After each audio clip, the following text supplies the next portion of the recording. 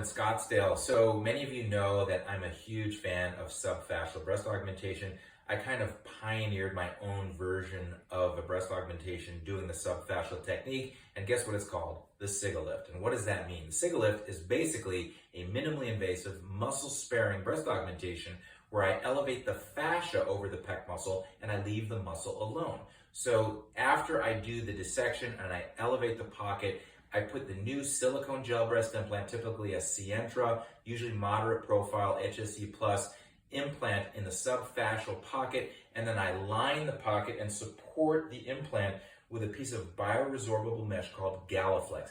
This Galaflex is a lightweight, synthetic, bioresorbable mesh which is going to stay in the body from 18 to 24 months. It will resorb, body gets rid of it, and it turns into type 3 collagen, which is about 3 to 5 times stronger than the patient's native tissue.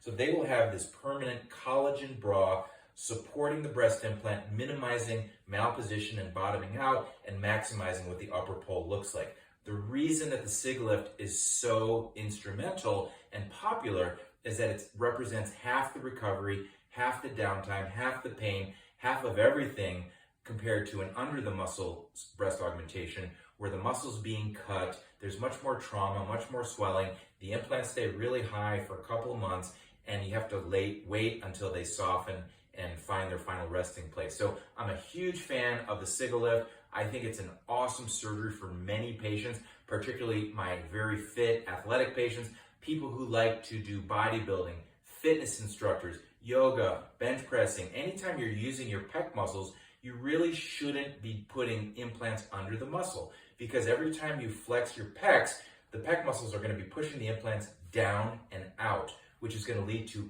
earlier need for revisionary breast surgery. So I bypass that. I put the implants above the muscle. So in my very fit, very athletic patients who are always using their chest or maybe flexing, they're not going to develop hyperanimation like they would if they were under the muscle. There's no animation. There's no chest exercise restrictions whatsoever. People are back in the gym at 4 weeks, and at 8 weeks, they're 100% no restrictions, bench pressing 300 pounds if they want to.